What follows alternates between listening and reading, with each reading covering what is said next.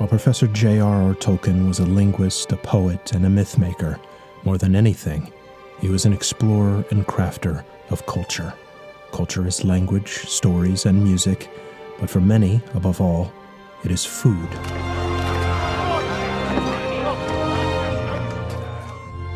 Food is how we connect with one another. And for Tolkien, it served as a means to flesh out the values, functions, and customs of his various fictional cultures through all its endless forms and flavors. Roast chicken, mushrooms, fried fish, limbus, salted pork, lambus bread, lamb flesh, Lunchable birds. more lambus bread, tomatoes, sausages, nice crispy bacon, maggoty bread, potatoes, red meat off the bone, strawberries with cream, potatoes. Even you couldn't say no to that. In Tolkien's vast mythology, much can be learned of the lives of the many races of Middle-earth by observing how they eat, not just what is eaten, but who with and where. In fact, it's just as easy to chart these adventures along the map by the numerous battles and valorous deeds of the company as it is by the food received at each lodging, from the honeycomb and cream-laden table of the House of Bombadil all the way down to the king's board in the halls of Rohan. There is not one stop along this quest that the Fellowship is not offered a meal upon their arrival. Even the Uruk-hai of Isengard are generous hosts. For Tolkien, the exchange of food was not only a practical gesture that added a sense of verisimilitude to his world, but also something that took on a symbolic significance as a sign of compassion. You go ahead and eat that, Mr. Frog. Or a show of respect. does he offer a censer? No, Master Gloin, he's offering you food. A meal offered or accepted can signify many things, as can a meal refused. You keep nasty chips. And its availability, or lack thereof, You're hopeless. is equally revealing, by painting a more detailed portrait of the conditions of each community. In the Shire, far away from conflict, everyone eats together, with meals at which it snowed food and rained drink, as hobbits say, while the men of Rohan are scattered and under-provisioned. This is all we could say, my lady. And the orcs and uruks are starving. Why can't we have some meat? But in Gondor, one man dines alone, glutting on a spread of delicacies made repulsive simply by his manner of eating.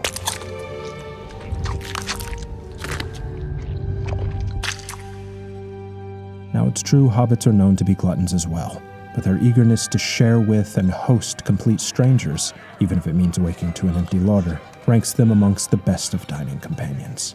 While the dwarves will destroy your table in a feasting frenzy and have it rebuilt in time for dessert. But aside from their manner, what does the individual food itself tell us of these people and their customs? Roast chicken, sausage, pickled mushrooms, eggs and bacon. Hobbit food is simple but plentiful, with the delineation between mealtimes often blurring into one another, eating lavishly and continuously from 11s until 6:30. While elven dishes, in contrast, are quite utilitarian, and mostly concerned with filling you up with as little as possible, completely antithetical to the lifestyle of a hobbit. How many did you eat? 4. The elves prefer their food lean, delicate, Where's the meat? and garnished with a touch of enchantment, as we see with the whey bread called lembas, for one small bite is enough to fill the stomach of a grown man. But there is a magic to that which is imbibed in the realms of Middle-earth as well. Both orcs and ents have a type of invigorating draught that's shared with the hobbits during their journeying. The orc draught gives them strength, the ent draught makes them grow. And the elves drink of a colorless liquor called Mutavor, which allows even the small bits of stale bread and dry fruit in the bellies of the hobbits to feel as if it satisfied their hunger better than most breakfasts in the Shire ever could. Soothing the stomach is often the only crumb of comfort one can scrounge in times of hardship. The hope that something warm and cheering awaits at the end of a day of long labor. Seconds after their near-death experience at the Black Lake by the hidden gates of Moria, what is the first thing the Fellowship does but camp upon the stairs in that dank and dark corridor and shake off their terror with a hearty dinner and a sip of Mutavor to ease the nerves.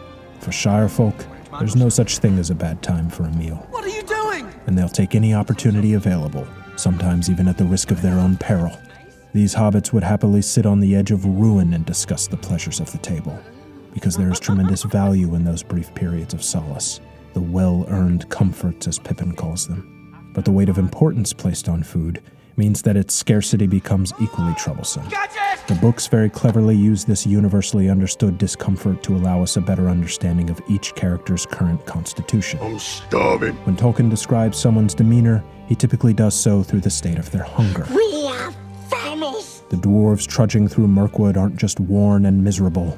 Bomber says he would rather lie down and die dreaming of food than spend another moment hungry. A tad dramatic, maybe, but certainly understandable. We've all been there. Though, as we know, dream dinners are never very good because you can't share them. Food is always a chief concern to both the company of dwarves and the Fellowship of the Ring. They travel great distances, but are lightly provisioned, so more often than not, hunger becomes their greatest obstacle. Not before Mr. Frodo's had something to eat. Not just their own, Nice and crunchy. but also that of those who would seek to make meals of them. That's a meaty mouthful. Even the ring itself is a hungry creature, constantly feeding on its host, devouring them mind, body, and soul, thinning them out like butter scraped over too much bread, leaving nothing but that insatiable appetite, which can so easily become a catalyst for hostility. The ill-tempered orcs and uruks would be expected to do battle over their stomachs, Looks like meat's back on the menu, boys. but we see that same corruption creep into the affairs of our heroes as well. In the films, the antagonism brewing between Sam and Gollum initially manifests as a war of meals. What's it doing? Unable to connect with each other through something as important as food, there leaves very little room for compromise. Ruins it. Their meals disgust one another. The simple act of eating itself becomes its own kind of conflict. We must starve. Well, starve then. And ultimately concludes in a use of food as a device of betrayal, which allows Gollum to then lead his latest catch into the den of Shelob, where the great spider will prepare for her own meal. She's always hungry. She always needs to feed.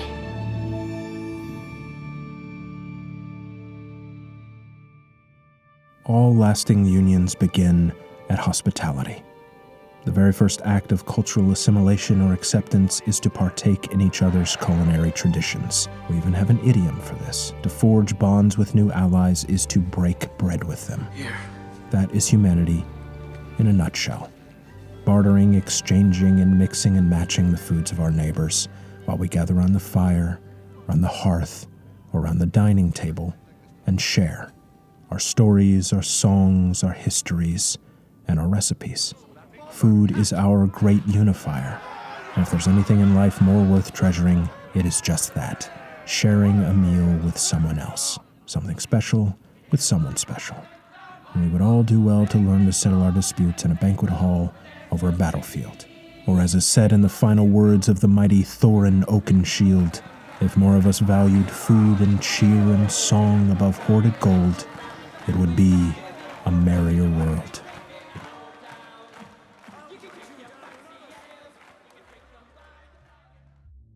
If you happened to miss my last video before it was unfortunately taken down, don't worry, you can still find it unedited and ad-free over on Nebula. Thankfully, Nebula allows me and other people in my position to have a place of refuge for our work when things like this happen, because over there, we're not beholden to these uncompromising restrictions of what is deemed suitable or unsuitable by the machine. So, you'll always be able to find my videos over there early, ad-free, and without the risk of them disappearing on a whim. It also greatly supports the channel, and you get plenty of other bonuses as well, like exclusives or supplementary material from a whole host of fantastic creators. If you have some niche interest or are just looking for thoughtful, clever, very well-produced videos, you're guaranteed to find something to enjoy over there with us.